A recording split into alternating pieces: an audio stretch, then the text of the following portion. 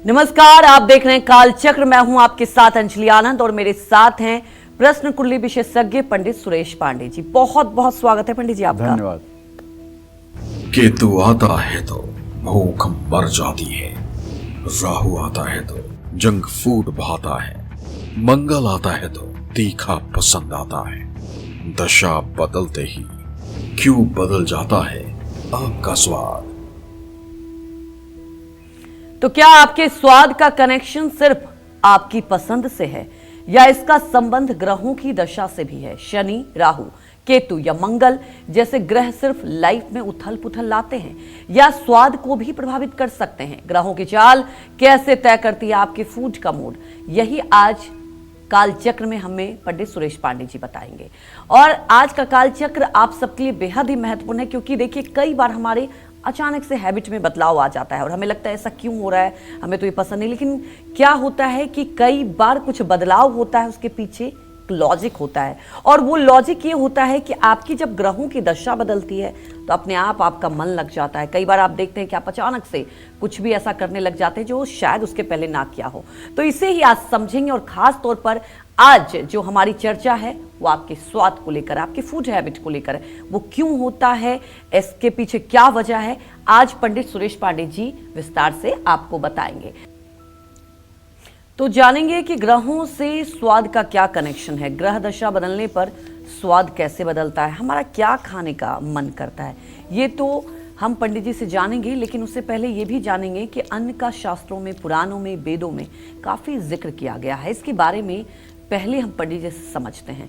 पंडित जी, पहले हमें दर्शकों को आप ये बताएं कि जो अन्न का महत्व है उसके बारे में, उसके बाद आप ग्रहों की दशा के बारे में बताएं।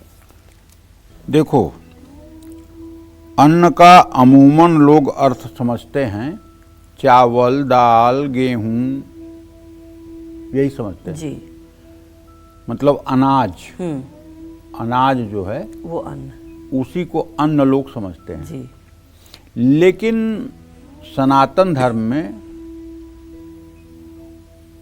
अन्न उन समस्त वस्तुओं के लिए संकेत है जिससे मनुष्य का उदर पोषण होता है, जिससे मनुष्य की भूख मिटती है और जिससे मनुष्य का जीवन निर्वाह होता है। उन सब चीज़ों को अन्न कहा गया है। ठीक है जी। तो कहने का मतलब यह है कि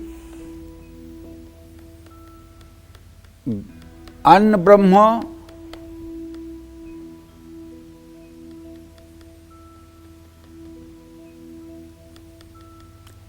तैत्तरीय उपनिषद के अनुसार अन्नम ब्रह्म यानी अन्न ही ब्रह्म है। अन्नम ब्रह्मेति व्यजनात् यानी अन्न ही ब्रह्म का स्वरूप है। ये जीवन का आधार है। अन्न ही वह शक्ति है जिससे जीवन चलता है। भगवत गीता में अन्न का वर्णन अध्याय 3 के श्लोक 14 में इस प्रकार है कि अन्नाद् भवन्ति भूतानि पर्जन्यादन्न संभवः यज्ञाद् भवन्ति पर्जन्यो यज्ञ कर्मः समुद्भवः। सभी प्राणी अन्न से उत्पन्न होते हैं। अन्न वर्षा से उत्पन्न होता है, वर्षा यज्ञ से होती है और यज्ञ कर्म से होता है। भगवत गीता के 17वें अध्याय में अन्न का सात्विक, राजसिक और तामसिक ये तीनों विभाग बांटा गया है। सतोगुण, रजोगुण, तमोगुणी भोजनों का वर्णन किया गया है। भोजन से मन, गुण और कर्म प्रभावित होते हैं। इन्हें प्रभावित करने वाले ग्रह भी उसी समय सक्रिय होते हैं। अन्नम ही प्राणिनाम प्राणः, अर्थात अन्न ही प्राणियों का प्राण है। अथर्ववेद में अन्न की वंदना की गई है। अन्नम ब्रह्म रसो विष्णु भोक्ता देवो महेश्वरः एवं ज्ञात्वा तुयो भुक्ते अन्नम दोषो न लिप्यते। जिसका अर्थ है अन्न ब्रह्म है, रस विष्णु है और खाने वाला स्वयं महेश्वर है। आप ये जानते हुए अगर भोजन करते हैं तो भोजन के दोषों से और भोजन की अशुद्धियों से मुक्त हो सकते हैं। अग्नि पुराण विष्णु पुराण, गरुड़ पुराण में अन्नदान का बहुत महत्व बताया गया है। अन्नदानम परम दानम, अन्नदान सबसे श्रेष्ठ दान है। भूख सबसे बड़ा कष्ट है। जो अन्न देता है वह जीवन देता है। अन्नदान करने वाले को पुण्य, आयु और संतति की प्राप्ति होती है। कुल मिलाकर कोई भी शास्त्र पढ़ें, सभी में अन्न को महत्व दिया गया है। अन्न केवल शारीरिक पोषण नहीं, मानसिक, आध्यात्मिक और सामाजिक जीवन को भी प्रभावित करता है। शास्त्रों में इसे ब्रह्म भी कहा गया है, धर्म भी कहा गया है, यज्ञ भी कहा गया है, कर्म भी कहा गया है, गुण और संस्कार से भी जोड़ा गया है।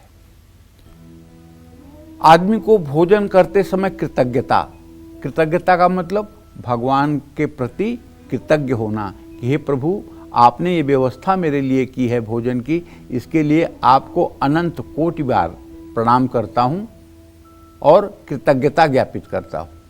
संयम, भोजन करते समय आपके अंदर उत्तेजना न आए कि इसमें मिर्ची ज़्यादा है, नमक ज़्यादा है, तेल कम है, स्वाद नहीं है। संयम बरतें और एकदम शांत चित्त होकर के उसे ग्रहण करें। शुद्धता और समय का पालन बहुत जरूरी है। भोजन करने के पहले हाथ पैर धो करके ही भोजन करना चाहिए, ये शुद्धता है। अगर बिना हाथ पैर धोए अशौच अवस्था में बैठकर भोजन कर रहे हैं तो ये न आपके सेहत के लिए ठीक है, न आपकी मनोदशा के लिए ठीक है। इन बातों का ध्यान तो रखना ही चाहिए। जय मां विंध्यवासिनी। तो सूर्य की महादशा, अंतरदशा आती है या जब भी सूर्य राशि बदलता है तो व्यक्ति खाने पीने में कौन सी गलतियां कर सकता है, उसकी डाइट पर सूर्य का क्या प्रभाव होता है, ये जान लेते हैं पंडित जी से। बताएं पंडित जी। देखिए, ज्योतिष में प्रश्न शास्त्र जो है एक विषय है। प्रश्न शास्त्र जो जातक पद्धति से थोड़ा सा हट करके, जातक पद्धति से प्रश्न शास्त्र हटकर इसलिए कह रहा हूं कि जैसे जातक पद्धति में ग्रहों की दृष्टि का जो स्वरूप है वो प्रश्न पद्धति में नहीं है। प्रश्न पद्धति में पंचम, नवम और तृतीय एकादश भाव को दृष्टिगत करने वाले ग्रह जो है वो स्नेहा दृष्टि से दृष्टिगत माने जाते हैं, और चतुर्थ, दशम और परस्पर सप्तम पर दृष्टि देने वाले ग्रह बैरा दृष्टि अर्थात शत्रु दृष्टि से देखे जाने वाले माने जाते हैं। लेकिन जातक संहिता में ऐसा नहीं है। तो दोनों में एक अंतर तो ये बता रहा हूँ।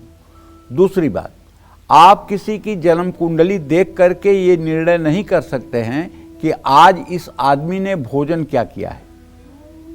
लेकिन प्रश्न कुंडली के आधार पर यदि कोई व्यक्ति आपके पास आ रहा है और वो जानना चाहता है कि मैंने आज भोजन क्या किया है, बताइए पंडित जी, तो आप तात्कालिक ग्रह स्थिति को स्पष्ट करके और ज्योतिष में ताजिक नीलकंठी में वर्णित संकेतों को देखते हुए अगर आप फलादेश करेंगे तो 100% आपका फलादेश सही होगा कि व्यक्ति भूखा है, कि भोजन किया हुआ है, रुक्ष भोजन किया हुआ है, कि स्निग्ध भोजन किया हुआ है, सुपाच्य भोजन किया है, तामसिक भोजन किया है, राजसी भोजन किया है, अन्न का भोजन किया है या अमेध्य वस्तुओं का भोजन किया है, सब कुछ एकदम पता चल जाता है। ये ताजिक नीलकंठी में आपको मिलेगा। चरक संहिता के अनुसार अग्नि ही अन्नम पचति, यानी सूर्य ही शरीर की जठराग्नि है। देखिए, ये जो हमारा शरीर है ना, इस शरीर में जैसे ब्रह्मांड में 12 राशियां विराजमान हैं, उसी तरह से इस शरीर में भी 12 राशियां और 9 ग्रह विराजमान हैं। अब मैं आपको बताना चाहूँगा, 2 मिनट का आपका समय लूँगा। मूलाधार चक्र जो आपका रेक्टम अर्थात गुदा मार्ग है, वहाँ पर मकर और कुंभ राशि होती है, और वहाँ का स्थानीय ग्रह शनि होता है और वहाँ का उच्च ग्रह मंगल होता है। और जो स्वाधिष्ठान चक्र है, जिसको यूरिनल का स्थान कहते हैं, वहाँ पर स्वाधिष्ठान चक्र माना जाता है और वहाँ धनु और मीन राशियाँ हैं। वहाँ का स्थानीय ग्रह बृहस्पति है और उच्च ग्रह वहाँ शुक्र होता है। तीसरा चक्र है मणिपूरक, जो नाभि के नीचे होता है। ये मणिपूरक चक्र पर मेष और वृश्चिक राशियाँ होती हैं। यहाँ का स्थानीय ग्रह मंगल है और यहाँ उच्च का ग्रह सूर्य है। इसी तरह से हृदय पर अनाहत चक्र पर वृषभ और तुला 2 राशियां हैं। इसका स्थानीय ग्रह शुक्र है और इसका उच्च स्थानीय ग्रह शनि है। इसी तरह से कंठ पर, कंठ जो है विशुद्धि चक्र है। विशुद्धि चक्र पर मिथुन और कन्या राशि है। यहाँ का स्थानीय ग्रह भी बुध है और यहाँ का उच्च ग्रह भी बुध है। बाईं आंख के ऊपर कर्क राशि है, जिसका स्थानीय ग्रह चंद्रमा है और उच्चस्थ ग्रह बृहस्पति है। दाहिनी आंख के ऊपर एक्टिवेशन चक्र जो है, ये भी सहस्त्रा आज्ञा चक्र के ही अंतर्गत आता है। यहाँ का ग्रह केवल और केवल सूर्य है। अब इसी के अनुसार कुंडली में ग्रहों की स्थिति सुख और दुख पहुंचाती है। जैसे अगर मणिपूरक चक्र माने नाभि के नीचे यहाँ होती है जठराग्नि। जठराग्नि का काम है भोजन को पचाना, भोजन को डाइजेस्ट करना। अगर किसी की कुंडली में मेष या वृश्चिक राशि में चंद्रमा बैठा हो तो ऐसे आदमी को आप बिना सोचे समझे कह दीजिए कि उसका डाइजेशन अच्छा नहीं होगा, क्योंकि चंद्रमा शीतलता का कारक है और चंद्रमा जब वहाँ स्पार्क करेगा तो जठराग्नि मंद हो जाएगी, और जब जठराग्नि बंद हो जाएगी, मंद हो जाएगी, तो ऐसा व्यक्ति जो भी भोजन करेगा वो भोजन डाइजेस्ट होने में बहुत समय लगेगा। लेकिन अगर यहाँ मंगल और सूर्य है मेष या वृश्चिक राशि में, तो ऐसे आदमी को खाने के 2 घंटे बाद फिर भूख लग सकती है और उसका सारा खाया हुआ समाप्त हो जाएगा। जैसे प्रज्वलित अग्नि में 5 कुंटल काले तिल का आप हवन कर दीजिए और राख आपको 1 मुट्ठी मिलेगी, उसी तरह से भोजन आप भले आधा किलो कर लें लेकिन मल नाम मात्र का निकलेगा। तो मैं सूर्य की बात कर रहा था। चरक संहिता के अनुसार अग्नि ही अन्नम पचत, यानी सूर्य ही शरीर की जठराग्नि है। क्यों? क्योंकि यहाँ मैंने आपको बताया कि सूर्य की मेष राशि उच्च राशि है। कहाँ? जहाँ जठराग्नि है। सूर्य पाचन शक्ति और आंतरिक ऊर्जा का स्रोत है। जब सूर्य प्रबल होता है तब व्यक्ति में अग्नि यानी पाचन क्षमता बढ़ती है, लेकिन समय नहीं रखा हो तो सूर्य यानी अग्नि पित्त विकार का कारण भी बनती है। अथर्ववेद में सूर्य को अन्न का रक्षक कहा गया है। सूर्य की महादशा, अंतर्दशा या ट्रांजिट में अगर कुंडली में सूर्य शुभ ना हो तो व्यक्ति बहुत जल्दबाजी में तेज खाना खाता है, मिर्च मसालेदार भोजन पसंद करता है। ऐसे लोग क्रोध या तनाव में खाना खाते हैं। ऐसे लोग बार बार थाली फेंकते हैं। सूर्य कमजोर हो तो उसकी दशा में व्यक्ति कभी भी समय पर भोजन नहीं करता है। सूर्य की दशा में व्यक्ति को दिन का भोजन 2 बजे से पहले कर लेना चाहिए। रात का भोजन भी समय पर करना चाहिए, क्योंकि सूर्य की दशा में देर से भोजन करना पाप के समान माना गया है। सुबह उठते ही तांबे के बर्तन में रखा हुआ पानी पीना चाहिए। मौन रहकर भोजन करना चाहिए। इससे मन और अग्नि के बीच का संतुलन बना रहता है। जय मां विंध्यवासिनी। तो जैसा अन्न वैसा मन, तो क्या चंद्रमा मन के साथ साथ हमारे ईटिंग हैबिट्स में भी बदलाव लाता है? खान पान की कौन सी बुरी आदतें हैं जो चंद्रमा दे सकता है, ये जानते हैं पंडित जी से। बताएं पंडित जी। देखिए, अब हम चंद्रमा की बात करेंगे। चंद्रमा भावना, मन, स्वाद, जल और पोषण का प्रतिनिधित्व करता है। हमारे शास्त्रों का वाक्य है चंद्रस तथा मनः, जैसा चंद्रमा वैसा मन। इसी को दूसरी शब्दावली में यजुर्वेद में कहा गया है चंद्रमा मनसो जातः चक्षो सूर्यो अजायत श्रोता द्वायुश्च प्राणश्च मुखादग्निरजायत। चंद्रमा जैसा रहेगा जन्म कुंडली में वैसे ही मन की स्थिति होगी, ये मैं बार बार कहता हूँ। और मनुष्य का मन ही उसके लिए बंधन और मोक्ष का कारण है। मन एवं मनुष्याणाम कारण बंध मोक्षयो। मनुष्य का मन ही उसके बंधन और मोक्ष का कारण है। इसको अगर दूसरी भाषा में और सरल भाषा में कहूँ तो ये मन के हारे हार है, मन के जीते जीत। मन के हारे हार है, मन के जीते जीत। तो चंद्रमा जैसा रहेगा, जन्म कुंडली में उसकी जैसी स्थिति रहेगी, व्यक्ति का मन वैसा ही होगा। स्वाद, शीतल, मधुर, स्निग्ध भोजन चंद्रवत प्रियम। चंद्रमा को शीतल, मधुर, स्निग्ध भोजन प्रिय होता है। जिन लोगों की कुंडली में चंद्रमा शुभ होता है, ऐसे लोग सात्विक भोजन करना पसंद करते हैं, जिसमें किसी तरह की दुर्गंध न हो। दुर्गंध का मतलब वो किसी तरह से हिंसा से प्राप्त हुई वस्तु न हो, उसमें किसी तरह से पूत प में इति प्रत्यय लगा हुआ है, प्रकृति द्वारा जो दुर्गंधित वस्तु है, जैसे लहसुन और प्याज, ये प्रकृति द्वारा दुर्गंधित है। इसको खेत से निकालिए तभी ये बदबू करता रहता है, ऐसा नहीं कि बाद में इसके अंदर बदबू आती है। तो लहसुन और प्याज भी न खाना, ये चंद्रमा के अच्छे स्थिति का परिचायक है। चंद्रमा अशुभ होगा तो व्यक्ति मानसिक अस्थिरता के कारण या तो ज़्यादा भोजन कर लेगा या उसे भूख कम लगेगी, या तो खाते समय वो ज़्यादा भोजन परोस लेगा और खाने को छोड़ देगा। चंद्रमा की दशा में व्यक्ति को मीठा और ठंडी चीज़ें खाने का बार बार मन करता है, और ऐसा व्यक्ति असमय में भोजन करता है, और इसी के कारण ऐसे व्यक्तियों का वजन बढ़ सकता है।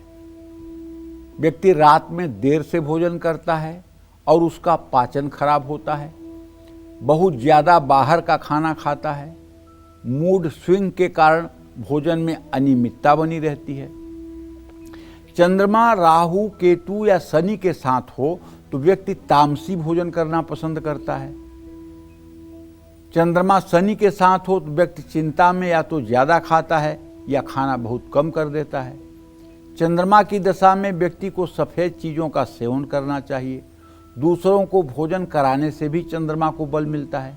भोजन से पहले और बाद में शांति पाठ या श्री चंद्राय नमः मंत्र का जप कर लेना चाहिए। और सबसे बड़ी बात है कि कोई भी ग्रह आपके जीवन में प्रभावी हो, आप भोजन करने के पहले एक बार अपने हाथ में, दाहिने हाथ में जल ले लीजिए। चाहे आप स्त्री हैं या पुरुष, बालक हैं या वृद्ध, सबके लिए मेरा आग्रह है, हाथ में जल लेकर के थाली सामने आपके रखी हुई है, 1 सेकंड के लिए आंखें बंद करिए और जिस भी भगवान को आप मानते हैं, राम, कृष्ण, हरि, दुर्गा, लक्ष्मी, गणेश, जिसको भी आप मानते हैं, हनुमान, उनका ध्यान करिए और कहिए कि हे प्रभु, ये अन्न आपने दिया है, आप इसको पा लीजिए, आपकी जूठन मैं भी पाऊँ, जिससे इस शरीर का निर्वाह हो।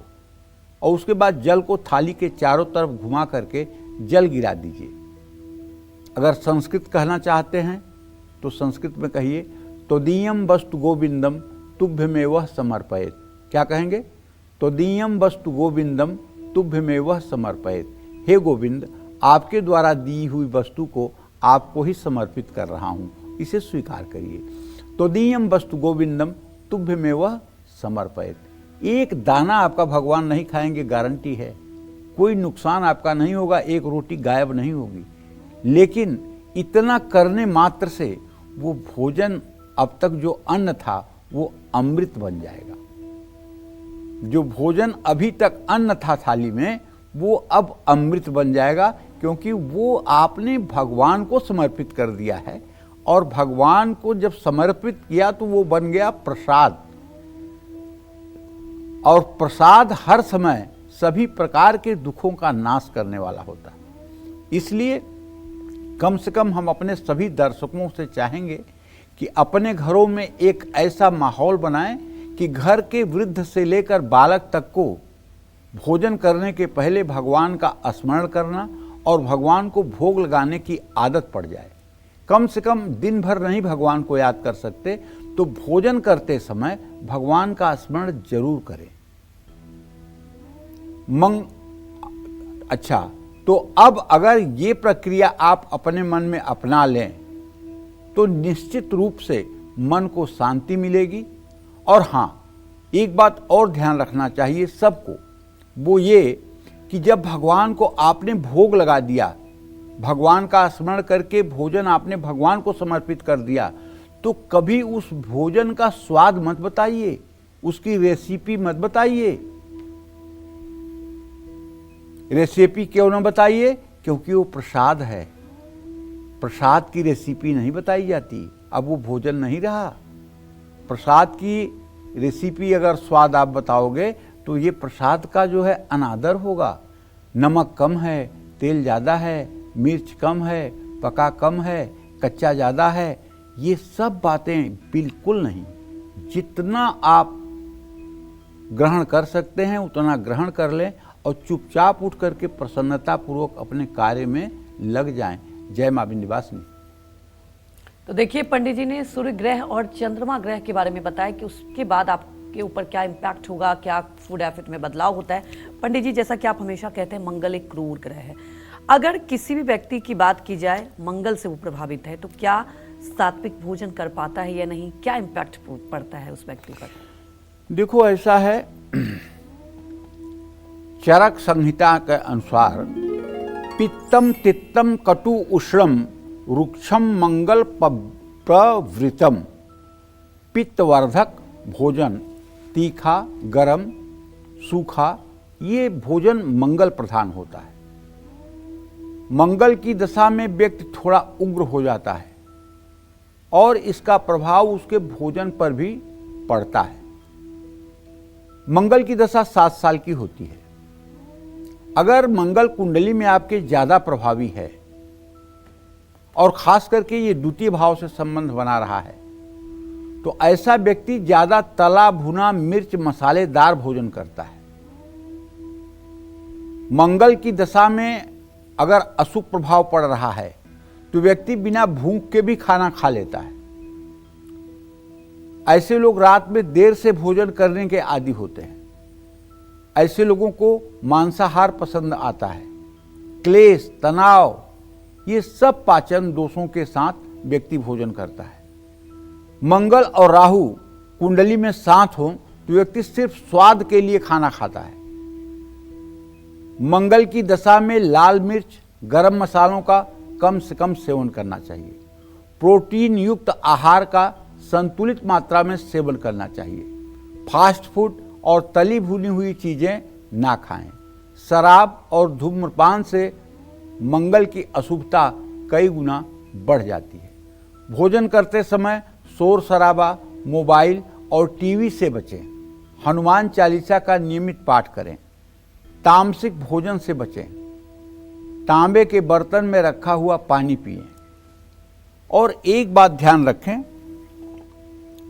वैसे तो मैं नहीं कह सकता कि पूरे देश के लोग सात्विक हो जाएंगे, क्योंकि 3 प्रकार का गुण है, सतोगुण, रजोगुण, तमोगुण, इससे पूरा विश्व व्याप्त है।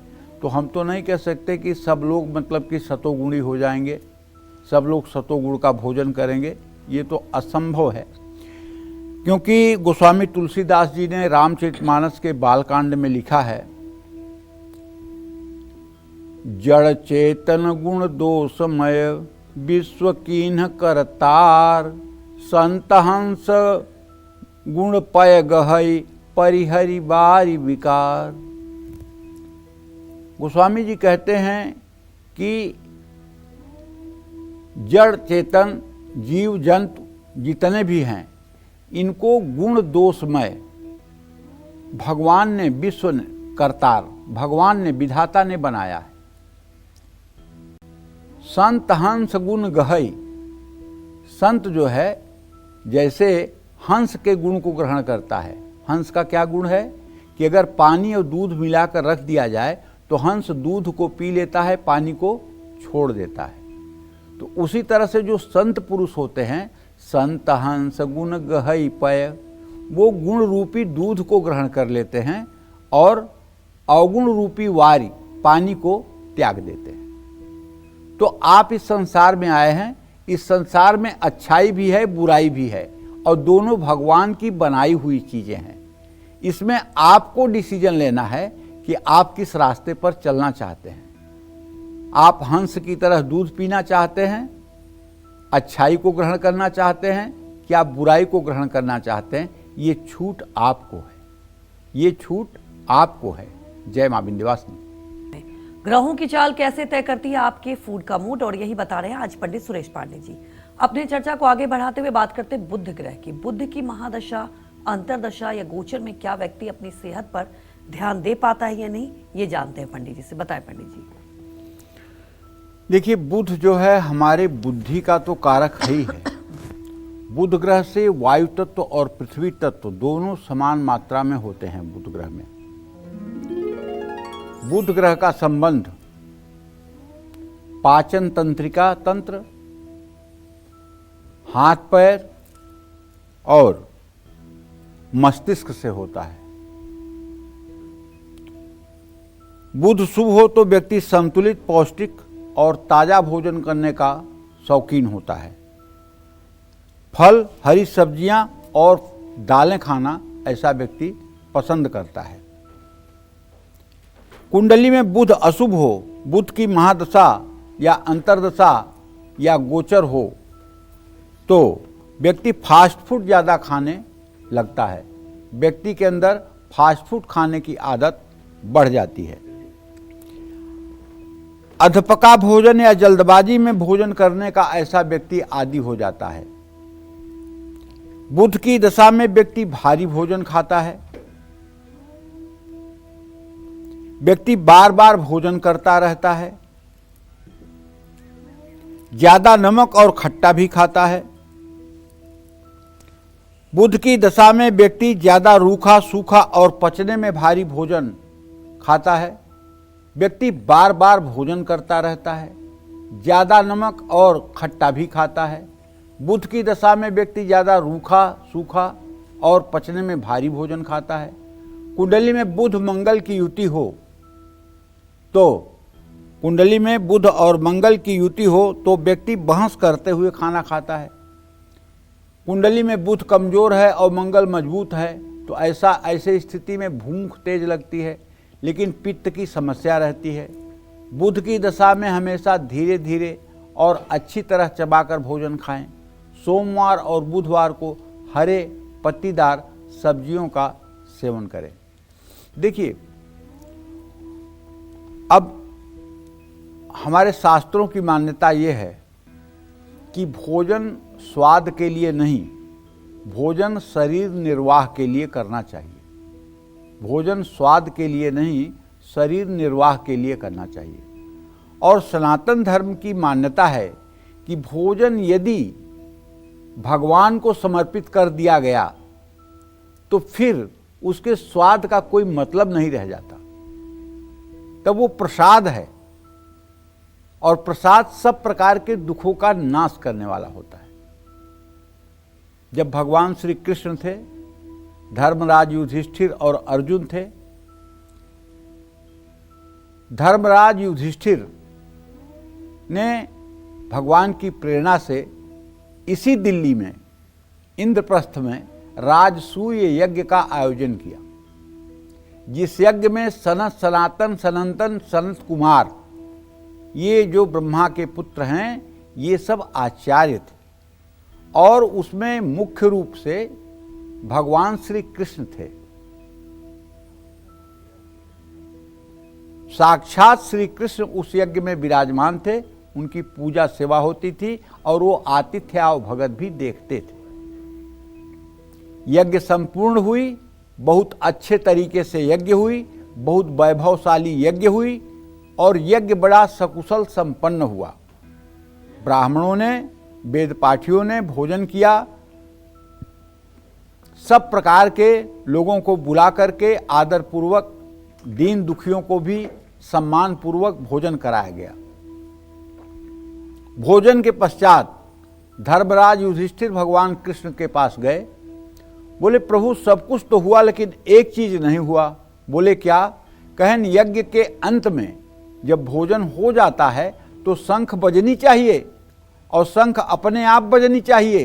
शंख तो बजा नहीं, तो भगवान कृष्ण ने कहा कि हाँ, सही कह रहे हैं आप। अभी आपके राज्य में एक वैष्णव भक्त है जिसने भोजन नहीं किया है, इसलिए शंख नहीं बजा है। तो बोले महाराज, हम तो किसी को नहीं छोड़े हैं जिसको हमने आमंत्रित निमंत्रित न किया हो। कौन ऐसा वैष्णव भक्त है जो इस यज्ञ में भोजन न किया हो? तो उन्होंने कहा नहीं, आपके ही राज्य में सफाई कर्मी का काम करने वाला वाल्मीकि वैष्णव एक है और उसने भोजन नहीं किया है यज्ञ में। अगर वो आपके यहाँ भोजन कर लें तो निश्चित रूप से शंख बज जाएगी। तुरंत अर्जुन और भीम को बुला करके युधिष्ठिर ने कहा कि आप स्वपच वाल्मीकि के यहाँ जाइए और उन्हें साष्टांग प्रणाम करके कल भोजन के लिए यहाँ निमंत्रण दीजिए और उन्हें लाने के लिए पालकी भेजिए। भीम और अर्जुन गए। सुपज वाल्मीकि जी भगवान की पूजा में लगे हुए थे। उन्हें देख करके वो घबरा गए, बेचैन हो गए। अरे प्रभु, आप लोग कैसे इस गरीब के दरवाजे पर? बोले नहीं, हम लोग आपको प्रणाम करते हैं और आपको कल भोजन करने के लिए निमंत्रण में हम आपको बुलाने आए। बोले अरे प्रभु, हम तो आपकी ही जूठन खा करके इतने दिनों तक पल रहे हैं, आपके ही दिए हुए को खाते हैं, मेरे लिए निमंत्रण की क्या आवश्यकता है? मैं तो बिना निमंत्रण भी आकर के भोजन कर सकता हूँ। मैं आपकी ही जूठन प्रसादी पर तो हमारा परिवार और हम जीवित हैं, इसमें हमारे लिए इतनी खातिरी की क्या बात है? कहें नहीं, अब आपको कल चलना पड़ेगा, कल असवारी आएगी, आप जरूर चलिएगा। बोले नहीं नहीं नहीं, मेरे लिए किसी पालकी की जरूरत नहीं है, मैं पैदल चला आऊँगा। अगर आपकी आज्ञा है तो मैं पैदल चला आऊँगा। अर्जुन और भीम आ गए। दूसरे दिन पालकी भेजी गई, लेकिन सुपच वाल्मीकि जी पैदल चल करके आ गए। अब चूंकि ये बात द्रौपदी को पता थी कि एक वैष्णव संत नहीं भोजन किया है और आज वैष्णव संत भोजन करेगा, इसलिए द्रौपदी ने मन लगा करके सब व्यंजन तैयार किया, 56 प्रकार का व्यंजन तैयार किया। और जब सुपच वाल्मीकि जी आसन पर बैठे तो उन्हें थाली में अलग अलग कटोरी में, चांदी सोने की कटोरी में सारा भोजन परोस करके रखा गया। और उन्होंने ज्यों एक भगवान को पहले भोग लगाया और ज्यों एक ग्रास भोजन मुंह में डाला, त्यों मतलब शंख जोर से बजा। जब शंख बजा तो धर्मराज युधिष्ठिर खुश हुए, लेकिन शंख बजते ही बंद हो गया। धर्मराज भाग करके भगवान कृष्ण के पास जाते हैं, कहते हैं प्रभु ये क्या हुआ? शंख बजा जरूर लेकिन बंद हो गया। कहन कुछ वैष्णव अपराध हो गया। भगवान कृष्ण ने कहा कि वैष्णव अपराध हो गया। बोले क्या वैष्णव अपराध हुआ प्रभु? कहन द्रौपदी से पूछिए क्या वैष्णव अपराध उन्होंने किया है, सुपच वाल्मीकि के बारे में क्या सोचा है उन्होंने। तो जा करके धर्मराज ने द्रौपदी से पूछा कि हे द्रौपदी, तूने इस सुपच वाल्मीकि जी वैष्णव के लिए क्या मतलब कि वैष्णव अपराध कर दिया? कहन मैंने ये सोचा कि मैंने रात भर मेहनत करके इतना सुंदर सुंदर व्यंजन बनाया, अगर कोई राजा महाराजा इस व्यंजन को खाता तो अलग अलग इसका स्वाद लेकर के, आनंद लेकर के भोजन करता और भोजन की प्रशंसा करता। और ये वाल्मीकि जी ने तो सारा कढ़ी, दाल, सब्जी, खीर सब एक थाली में एक साथ इन्होंने मिला लिया और सब मिला करके ये खाने लगे। तो हमारी मेहनत जो थी वो तो बेकार हो गई। बोले तत्काल जाओ वाल्मीकि जी से क्षमा प्रार्थना करो। द्रौपदी आई, वाल्मीकि जी के सामने हाथ जोड़ करके उन्होंने कहा कि मेरी ये सोच थी, इसके लिए मैं क्षमा चाहती हूँ, मुझे माफ़ कर दीजिए। उन्होंने कहा अरे इसमें क्या बात है, मैंने इसलिए मिला लिया कि जब प्रभु को भोग लग गया तो सब कुछ तो एक हो गया, फिर अलग अलग रहने की क्या बात है। प्रभु को जब भोग लग गया सब कुछ एक हो गया, सब कुछ एक ही साथ जाएगा। अब शंख बजने लगा और शंख जो है 24 मिनट तक बजता रहा। तो भाई एक वैष्णव को भी अगर श्रद्धा पूर्वक भोजन करा दिया जाए तो जीवन धन्य हो जाता है, इसमें कोई दो राय नहीं। और भोजन स्वाद के लिए नहीं, भोजन जीवन निर्वाह के लिए किया जाना चाहिए। भोजन स्वाद के लिए नहीं, भोजन जीवन निर्वाह के लिए करना चाहिए कि आपका शरीर एक्टिव रहे, आप क्रियाशील रहें और आप अपनी जिम्मेदारियों का ठीक से निर्वहन कर पाएं।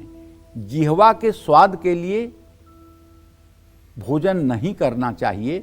जय मां विंध्यवासिनी। तो आगे बढ़ते हैं और जानेंगे कि गुरु की महादशा लगभग 16 साल चलती है। तो 16 सालों में गुरु के कारण व्यक्ति की डाइट कैसे बदलती है, गुरु की दशा में व्यक्ति के फूड चॉइस कैसे हो सकते हैं, ये जानते हैं पंडित जी से। बताएं पंडित जी।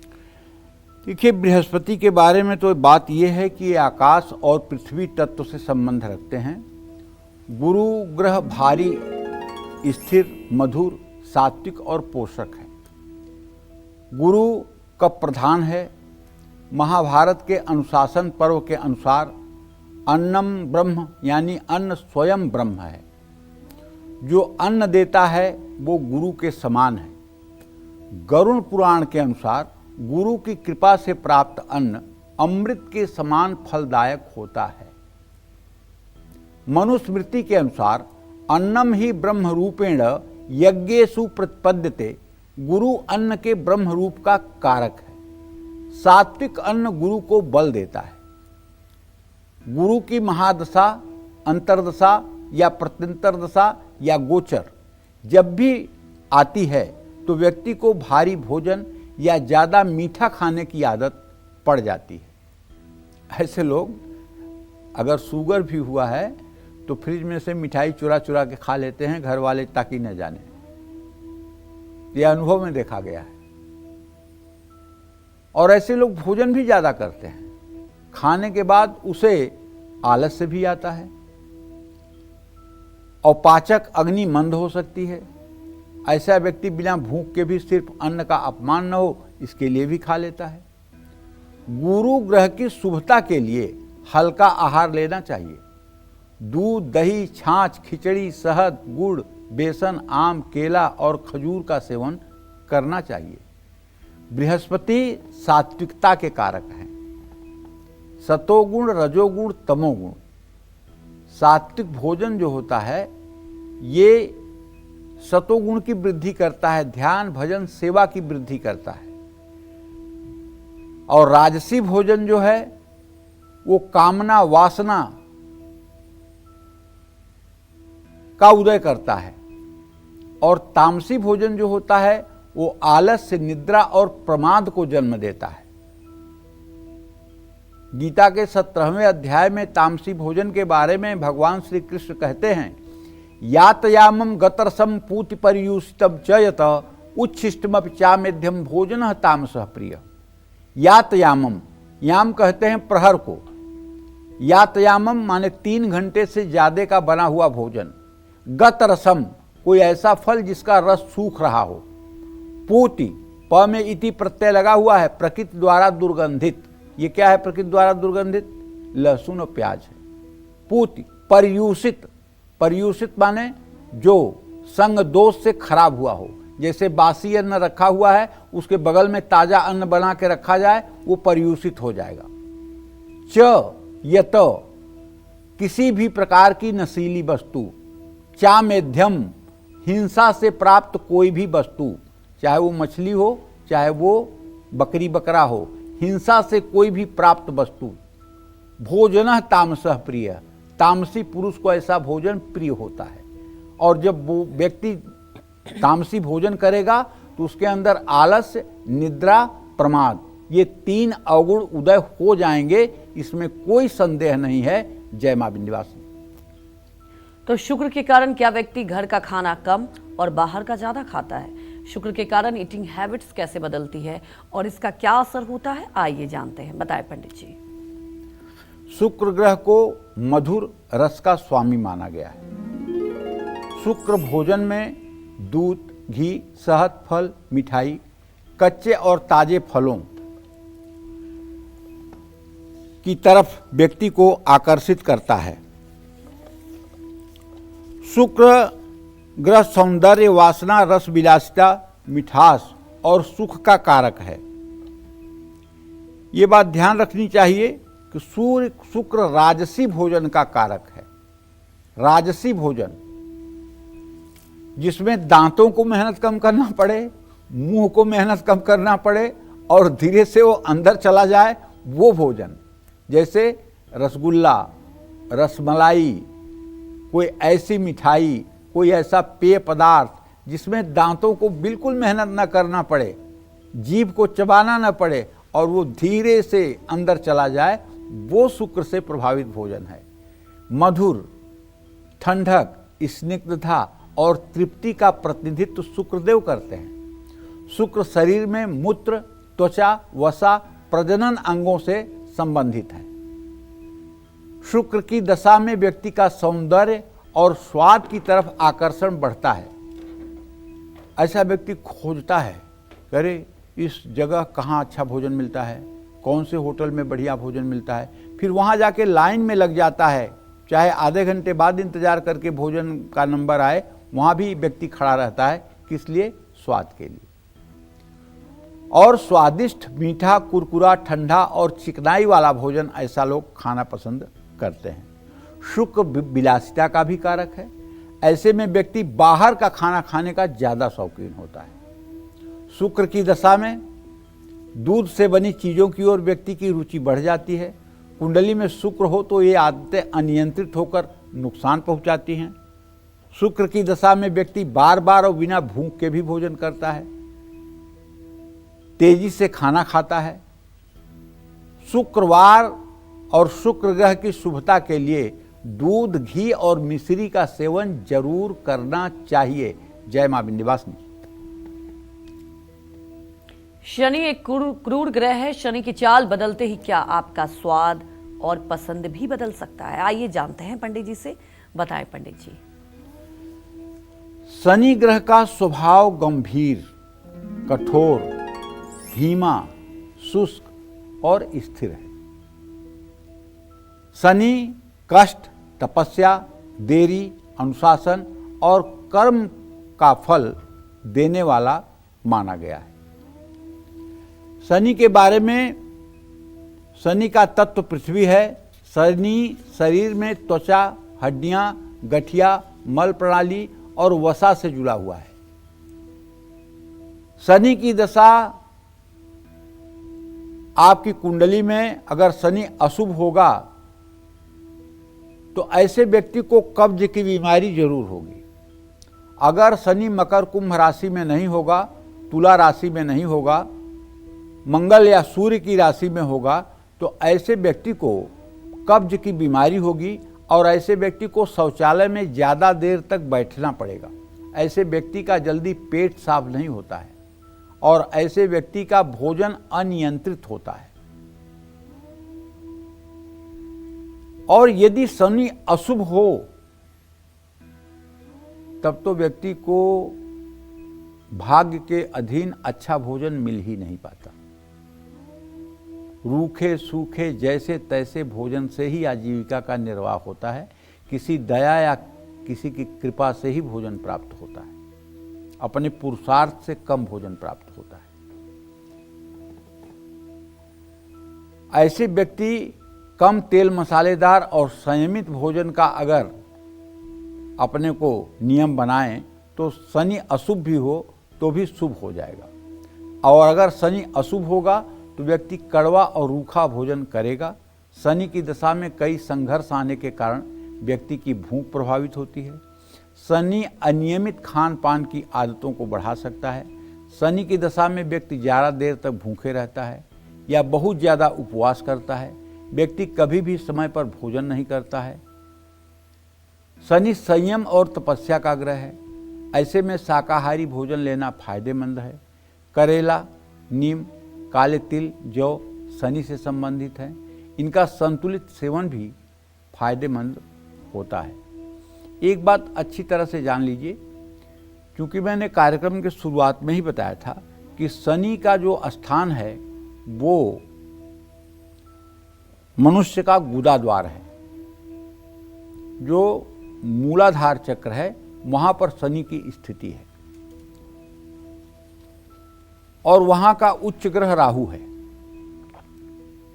अगर शनि की स्थिति मकर और कुंभ राशि में है तो ऐसा व्यक्ति निश्चित रूप से स्वस्थ, प्रसन्न और ठीक ठाक डाइजेशन वाला होता है। लेकिन यदि शनि की स्थिति बिगड़े तो पेट की स्थिति खराब हो जाती है। यहाँ तक कि शनि का अगर मंगल सूर्य से संबंध हो जाए तो ऐसे व्यक्ति को पेप्टिक अल्सर होने की भी संभावना बढ़ जाती है। शनि और बृहस्पति दोनों का संबंध अगर छठवें भाव से हो जाए तो ऐसे आदमी को लीवर से संबंधित गंभीर बीमारी हो सकती है। लीवर, फैटी लीवर से लेकर के लीवर सिरोसिस तक की समस्या हो जाती है। ऐसे में व्यक्ति को जब भी पता चले कि लीवर की स्थिति थोड़ी भी खराब हो रही है तो आदमी को उसी दिन से संकल्प लेकर के तेल घी वाले भोजन करना बंद कर देना चाहिए और अंकुरित चीज़ें, जैसे बुध की अंकुरित चीज़ है मूंग, मंगल का अंकुरित चीज़ है अंकुरित चना, ये सब चीज़ों का सेवन करना शुरू कर देना चाहिए। ताज़े फल और हरी सब्जियों का सेवन शुरू कर देना चाहिए। जय मां विंध्यवासिनी। ग्रहों की चाल कैसे तय करती है आपके फूड का मूड, यही बता रहे हैं आज पंडित सुरेश पांडे जी कालचक्र में। तो चलिए अब बात कर लेते हैं राहु ग्रह की। राहु शुभ होए तो आप क्या खाना पसंद करेंगे, राहु अशुभ है तो आप कौन सी गलत आदतें अपनाएंगे, राहु की दशा का आपके खाने से क्या कनेक्शन है, आइए जान लेते हैं। बताएं पंडित जी। देखिए, राहु तो ऐसे एक छायाग्रह है। इसका स्वभाव छलावा, भ्रम और अनियमितता का है। राहु वायु प्रधान ग्रह है। राहु भ्रम, मोह, वासना और असंतुलित मानसिकता को बढ़ावा देता है। राहु अति महत्वाकांक्षा, लालच और रहस्यमयी तत्वों का प्रतिनिधित्व करता है। राहु शरीर में तंत्रिका तंत्र, त्वचा और विषाक्त पदार्थों से संबंध रखता है। राहु की दशा में व्यक्ति अनियमित समय पर और कभी कभी भूखे रहकर अचानक ज्यादा भोजन कर सकता है। व्यक्ति की अचानक भोजन में रुचि बदल जाती है। व्यक्ति खाना बनाते समय या खाते समय साफ सफाई का ध्यान नहीं रखता है। राहु का स्वभाव अतृप्त होता है। जैसे राहु की दशा में व्यक्ति भोजन को लेकर के लालची हो जाता है, स्वाद के चक्कर में ज्यादा खाना खाता है। राहु के प्रभाव से शरीर में टॉक्सिन्स बढ़ सकते हैं। राहु की दशा में लोग खाना तो खाते हैं लेकिन उनका ध्यान भोजन से ज़्यादा दूसरी चीज़ों पर रहता है। राहु की दशा में अशुभता को कम करने के लिए फलों का सेवन करना चाहिए। भोजन में साफ सफाई का बहुत ध्यान रखना चाहिए। जौ, काले तिल और मिश्री का भी सेवन यदा कदा करते रहना चाहिए। जय मां विंध्यवासिनी। ग्रहों की चाल कैसे तय करती है आपके फूड का मूड, और यही बता रहे हैं आज पंडित सुरेश पांडे जी। चलिए अब बात करते हैं केतु ग्रह की। केतु के कारण क्या आप गलत चीजें खाने के आदी बन सकते हैं। केतु आपकी डाइट में कौन सी गलत आदतों को शामिल करा सकता है, ये जानते हैं पंडित जी से। बताएं पंडित जी। देखिए, केतु की बात करें तो केतु भी अग्नि प्रधान ग्रह है। क्योंकि ज्योतिष का अगर आपने जरा सा भी अध्ययन किया होगा तो ज्योतिष में बार बार ये संकेत आता है, तमोव्यत केतु यम फलम। केतु मंगल के सदृश ही फल करता है। जैसे मंगल अग्नि प्रधान ग्रह है वैसे केतु भी अग्नि प्रधान ग्रह है। केतु ग्रह अदृश्य आध्यात्मिक विच्छेदन और मोक्ष का प्रतिनिधित्व करता है। केतु की प्रकृति अग्नि तत्व की तरह उग्र, गुप्त और रहस्यमय है। केतु की महादशा भी 7 साल की होती है। केतु की महादशा में या अंतरदशा में व्यक्ति कभी कभी भूख लगने पर अचानक ज्यादा या कम खा लेता है। केतु की महादशा में व्यक्ति का स्वभाव थोड़ा रहस्यमय, विचलित और छुपा हुआ हो सकता है। ऐसे में व्यक्ति का खान पान अनियमित होता है। व्यक्ति बहुत जल्दी खाना खाता है या जरूरत से ज्यादा भूखा रहता है। केतु की दशा में व्यक्ति को तीखा और मसालेदार भोजन खाने का शौक हो जाता है। ये आदतें पाचन तंत्र पर नकारात्मक असर डालती हैं। केतु की दशा में व्यक्ति के शरीर में पोषण की कमी हो सकती है। केतु की दशा में अशुभ प्रभाव कम करने के लिए आपको ताजा, प्राकृतिक और बिना ज़्यादा तेल मसाले वाला भोजन करना चाहिए। दलिया, साबुत अनाज, हरी सब्जियां, स्प्राउट अनाज, अंकुरित मूंग, चना, दालें और फल खाना चाहिए। भारी तेल वाला और ज़्यादा मसालेदार वाले भोजन से आपको बचना चाहिए। जय मां विंध्यवासिनी। पंडित जी, आज हमारे दर्शकों को आपने इतनी महत्वपूर्ण जानकारी दी, आपका बहुत बहुत धन्यवाद। और उम्मीद यही करते हैं कि आपको भी आज का हमारा विषय बहुत पसंद आया होगा। कल फिर एक नए विषय और आपकी परेशानियों को दूर करने के लिए ढेर उपाय लेकर आएंगे हम पंडित सुरेश पांडे जी के साथ। तब तक कालचक्र की पूरी टीम को आप अनुमति दीजिए। नमस्कार।